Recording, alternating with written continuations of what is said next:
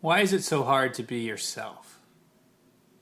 I'd like to tell you a story that I think is kind of related to the issue of finding yourself. It's kind of unrelated, but it does come around in some way. So I'll try to connect it. But because I happened to grab this cup today, this Reykjavík, Iceland cup, I thought I'd share a story I've never shared on camera. It's an uncomfortable story because I got accused of something by a stranger. Yeah, something really bad, actually. And if that's not enough to keep you listening, I don't know what is. So here's what happened. I was in Reykjavík, biggest city in Iceland, and it's a town, really. I mean, Iceland only has 300,000 people. So this is the biggest town in a very cold island full of towns, really. And I was at this cafe, and it was a cafe with an old bookstore attached to it. There's like a coffee shop component, and then in the back, you go down the steps, and this is like a bottom level, like full of these old books. And I was there working on a video called Iceland, How Many Languages Do You Speak? I'll put a link to that video as well. It was a cool video. It was hard to find people to interview because it was, I was there in December. It was very cold, and the sun didn't rise. I'm not kidding. The sun didn't rise till like 11 a.m., and then it set at like 2:33. So you had like maximum 4 hours of daylight, which makes it hard to film stuff. You have a long lunch, like the day is over. It was crazy. I don't know how people, I don't know how people do their winters there. But anyway, that's why. And when I was in Iceland, and I went to this cafe, and I went to this bookstore, and the owner of the bookstore was there, this Icelandic guy, and I was just browsing. I was just browsing the books. I like old books, and the owner and me started talking, and he asked me what I was doing in Reykjavik, and I told him about the project that I was filming, about asking people about languages, And I tell a lot of people that, oh yeah, I'm making this video. I ask a bunch of strangers how many languages they speak, and I make a little video about that city and the languages in that city. And a lot of people hear that, they're like, oh, that sounds interesting, cool. And that's all they say. But this guy, he took it very serious. He had a really kind of, how do I put it? I was going to say a very serious energy, but more than that. It's not just serious. It wasn't serious exactly. It was more like significant. Like he was like, oh, that's a very important question you're asking, in his Icelandic accent, of course. But he's like, that's a very important question you're asking, Languages are, the gateway to the soul, or something like that. He's like, languages are the gateway to the soul, or languages are like the gateway to someone's life, or, and then he went on this long explanation about how the Icelandic language came from Old Norse, which was this ancient language, and he was explaining all about Old Norse and the different linguistic history of Iceland, and I was just like, wow, dude, this is crazy. I thought I was just looking at some books, and now I'm getting a whole lesson here from this cool bookstore guy. And then as that's happening, a third person entered. It was a small bookstore. There was only I think there was just the two of us, and then a third person entered, and the third guy walked down the stairs, and I want to remember what happened because it was very important. He just like jumped in the middle of our conversation. He was like, "Hey, do you have any books for a little girl? Like, do you have any books that'd be good for a little girl?" And no, sorry, I'm mistelling it. He was like, "Hey, do you have any English books? Do you have any like English language books?" And the bookstore guy was like, "Oh yeah, we have like not many, but there's a few over there. This one is like myths from Iceland or like something like that." And then this is what happened. Then the guy was like, do you have any books that are like more like books for a girl? And then the bookstore guy was like, well, actually, like here in Iceland, we don't really think about books for boys or books for girls. They're just books. So, yeah, like that's what we have. And then the third guy who, he was American, by the way. I think he was he was of like Latino origin. His skin was quite pale, but I think he was like maybe a Mexican American or like Cuban American or like something like that. And he might have also been LGBT. Like I don't know the guy's whole identity. I just know that he responded very, very poorly to being told that there are no books for girls in Iceland. He basically said, okay, I feel like out of nowhere, like he was just like, okay, I feel like that was very disrespectful, and yeah, I feel like you just talked down to me, and you just told me that you know more about books than I do, and yeah, I really feel like I really don't like being told by two white males that you know more about books than me. So so yeah, I feel like yeah, I'm gonna leave right now because you're being very racist, and like literally he started playing the race card like just out of being told that there were books. There were no books for boys or girls in Iceland, like completely unrelated to anything. And like this guy again, he was I think he was Latino or Latinx is probably how he would describe it, but I don't know. This guy just like his brain went on some crazy tangent, and then like me, who had just been having like this great 20-minute conversation with the bookstore guy, once this stranger said like, yeah, I don't like that, I think you're being racist, and then the bookstore guy was just like, no, I didn't say anything about race. And then I was actually more upset than the bookstore guy. I was like, hey dude, what the hell are you talking about, man? Like, he didn't say anything about your race. Where's this coming from?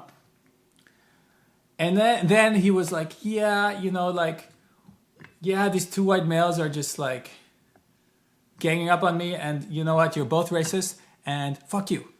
He literally said that. He's like, F you, and then he like flipped us off, and then like ran up the stairs and was gone. And I literally ran to the base of the stairs. I was like, hey, what?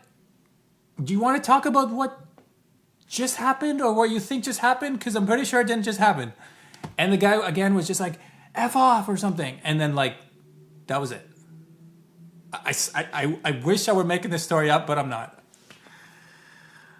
And so suddenly, this peaceful conversation I'd been having about books and the Icelandic language and the just hanging out in this cool bookstore was completely like thrown off. Energetically, I went from being like calm and meditative to like heart rate is going 100 times per second or per minute, per second I'd be dead, but my heart is going like crazy. I'm like full like fight or flight, like I'm just so upset. And I look at the bookstore guy, and he's just like, huh. So anyway, yeah, Old Norse. And then he wants to go immediately back to the story that he was telling me about the language. And I was just like, whoa, wait a second. Like, are you okay? Because that's a pretty serious allegation. He just said you are racist. And if he leaves a review or something, like, I don't want him trying to mess with your business. Like, this is, he can't get away with that, right? That didn't happen. What? And I'll never forget the bookstore guy. Like, I was aggravated. Him, the owner, was just so calm. He was just like standing there, just like, yeah. I mean, I think that guy has some. I think he has some. How did he put it? He said something really profound. He was just like, yeah, I think he has some problem in his life, and yeah, he just had to say, he had to take that out, but it's okay, it doesn't affect me. It was just what he was feeling, and then And then again, he just continued our conversation, and I could see it. I could really see it. He was not only was he not triggered or annoyed in this moment, he was like so at peace. The words and the anger had just washed through him like a wave. You know, just like hit him like a wave hits the rocks and then like flows away. And he had 0% of it was holding on to the animosity. I was holding on to the animosity. In part because like I had kind of, as like this guy had been like firing bullets at us, and I had got hit by like maybe one. The bookstore owner got hit by like 12. Like he kind of subtly like called me racist too, but like I hadn't said anything. I was just standing there like so he wasn't really. I was just like kind of like friends with the bookstore owner in that moment. Really, his anger was at the bookstore guy. I kind of told the story poorly, but like mostly it was at the bookstore guy, and I was just there. But still, even like I was feeling so aggravated. I had let him take away my peace. And I'll never forget that. I always remember that when I'm getting like triggered by something, like it could be, well, I don't always remember it, but I should think about this more. And I often think of that bookstore owner when I see this cup, because it's such a superpower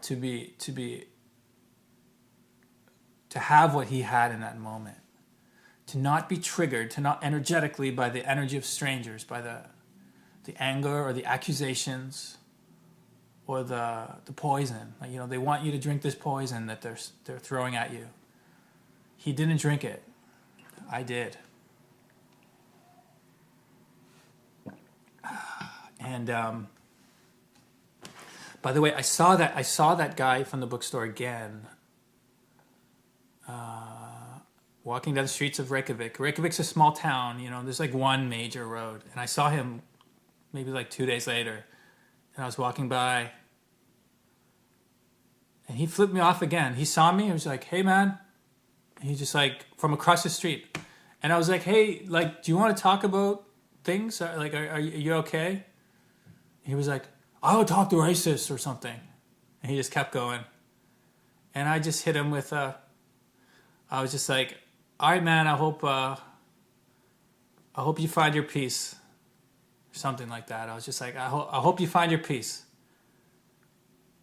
And I remember like I feel like he didn't turn back, but he kind of like, I feel like, I don't know if I'm imagining this, but because he was just like walking away, but I felt like when I said that to him, I was just like, I hope you find your peace. I feel like he like hesitated a bit, like he wanted to say something else back. He wanted to have this back and forth, but I just said like, I hope you find your peace, and then like that was it. Because I wasn't gonna get in a shouting match defending myself against being a racist in Reykjavík. I'm literally there. I'm like getting so upset in this moment. I'm still triggered. I was literally there making a video about languages and cultures. That's why I was in. I don't know what that dude was doing in Reykjavík, but I knew why I was there. I knew my intention was pure, and I should have been as unbothered as that bookstore owner. But I wasn't. So going back to the initial question, why is it so hard to be ourselves? Well, sometimes we let other people take our energy. We let other people trigger us or make us feel emotions that we don't need to be feeling. The news media is really good at this. Increasingly, YouTube channels are really good at this. There are some channels,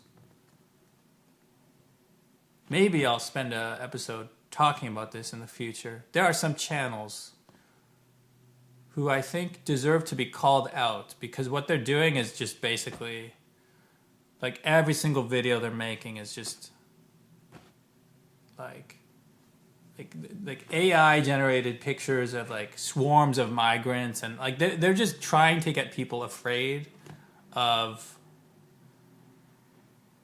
other people, and they're using these really angry shadowy thumbnails, and I think it's really, think it's a really big problem. But then again, if I talk about that in a video, am I not just like helping to grow their channel and helping to promote what they're doing? Yeah, that's the problem with. I mean, that's how Donald Trump became president, right? That's why a lot of like trolls in this world seem to be succeeding.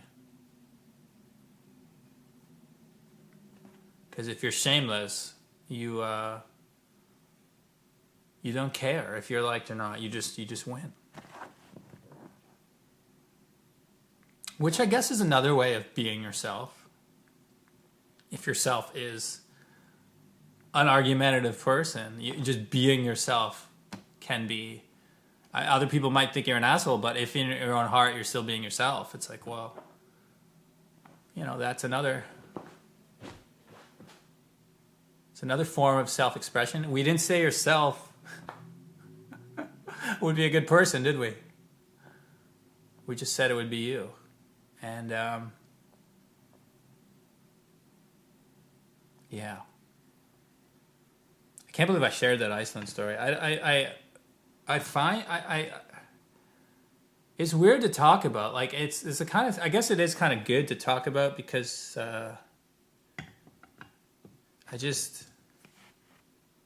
it doesn't make sense. Like, I really, like, I've replayed that a lot in my mind. It was like, was there something that made him feel like he was being looked at wrong because of his skin color? Or maybe he felt like he wasn't getting, like, fully respected because the bookstore owner was still kind of talking to me or trying to. But this guy literally jumped into our conversation in the middle, and I don't know. I've thought. All I know is what he thought had happened hadn't happened.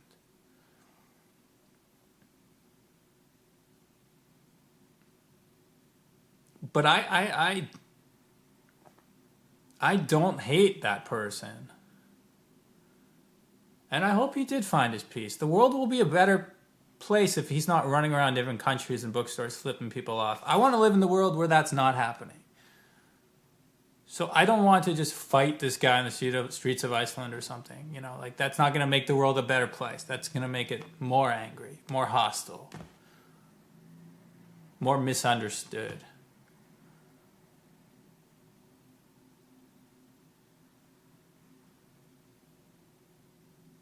He wasn't ready to listen to us and to back down and to get to a solution, but maybe in his heart of hearts he will reflect on that day and also feel like, I did overreact in that bookstore. But the ego won't let him say that to us, And by the way, I've been like, not that I've never accused strangers in a bookstore of being racist or anything like that. But like, I've been, to some other people, I've probably been that, like I've had bad days where I've thrown negativity on people more than I needed to, like little things like,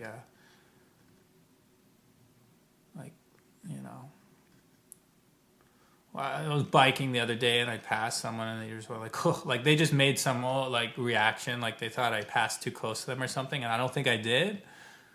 And then I went back, I gave them a or just something to be like, yeah, I heard you jerk, and like that's just a small version of that. And I've done bigger things that I shouldn't be proud of, and I think we all do. I think we all.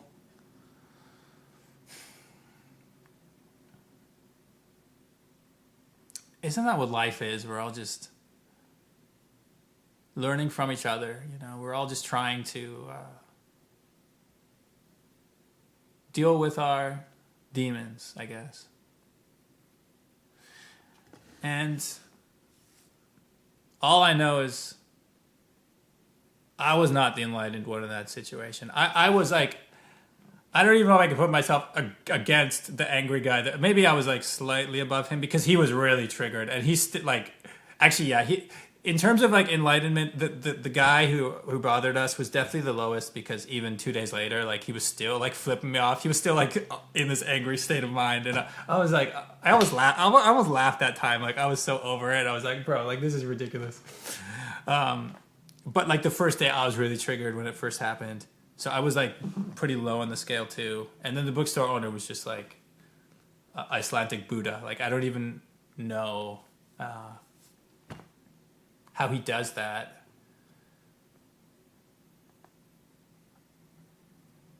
If anyone has any techniques for how to be better at that, let us know in the comments section. That would be a cool thing to ask. Because I just meditation techniques, mindfulness, deep breathing, those can help later on, but like in the moment when something happens, it's really hard to not just let the emotions run away with you, isn't it? At least for me, it's really hard to, well, what can I say? I do my best. But I was not my best in that bookstore, and I still think about that day sometimes when I drink from my Reykjavík coffee cup, which by the way, I did not buy this in Iceland. I got this in a thrift store in Montreal because Iceland's one of the most expensive countries I've ever traveled to, and a little cup like that probably would have been $30 US. Not even joking. It's like 45 Canadian dollars, and I paid like $2 for that in a Montreal thrift store. So thank you, thrift stores. And yeah, there's a little travel hack for anyone. You can go places and later buy you something that reminds you of that place. I don't feel like, oh, this is a Montreal cup. No, this is an Iceland cup. And eventually, at some point, it probably was some other tourist who brought it home, and then actually, you know what? Because it's brand new, there's no chips or anything. It probably was like someone's dad who bought them like a cup from their trip, and then they were like, "Oh, thanks, Dad," and they were like, "I don't need an Iceland cup." And then like someone received this who had no attachment to Iceland. And they were like, "All right, just give this to the thrift store."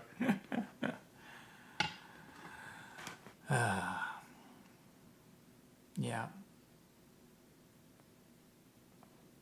Sometimes I think about the journey that things have taken, cups and books and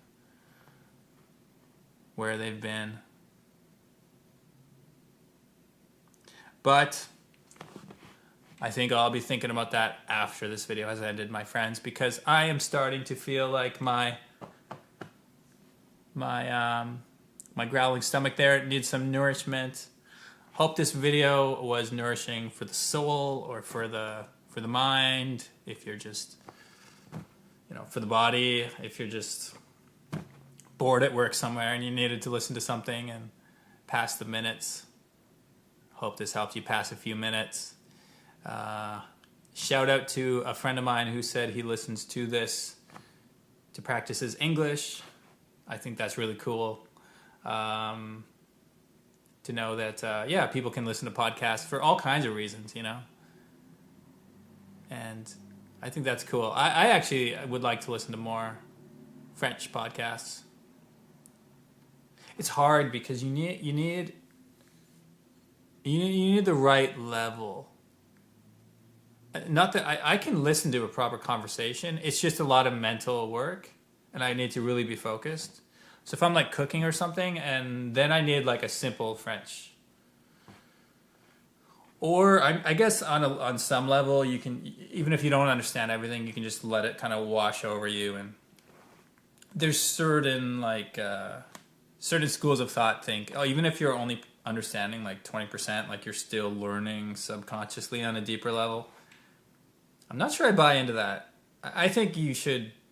I think there's such thing as like too strong because, I speak as someone who lived in Korea, and I didn't really make an effort to learn Korean. I mean, I got like 20 words, and all the other Korean washing around me.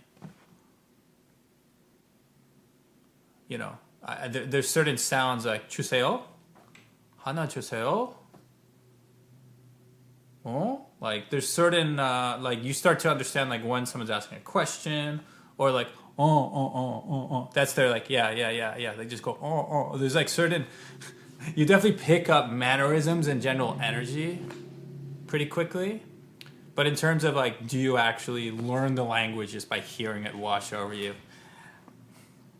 Maybe there's some geniuses out there who can, but it's never worked for me.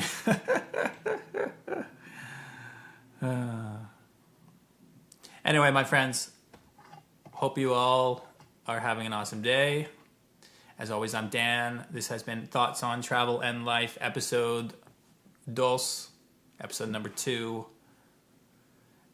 Leave me comments and emails if you would like to see a question of yours answered in future episodes. I think that would be cool. We can do a little Q&A. And, almost forgot.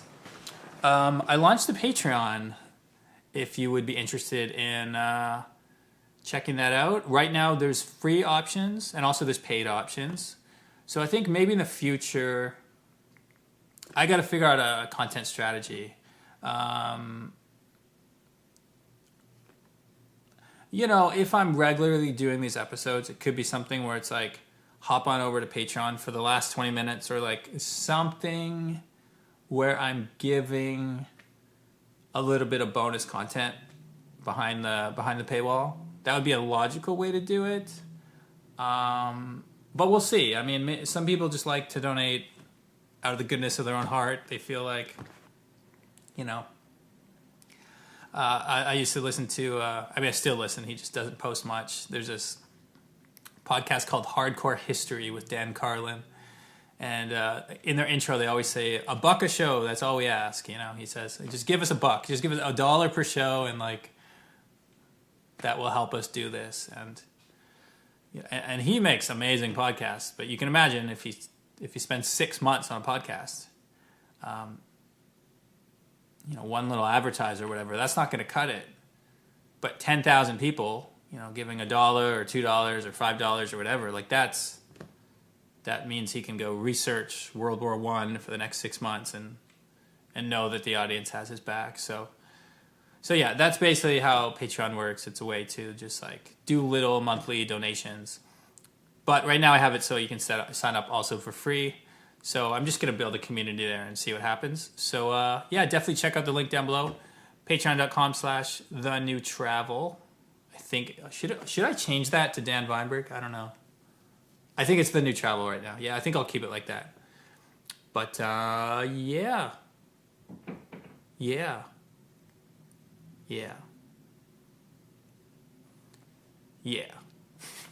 Thanks for watching, everyone. Catch you next time. Peace.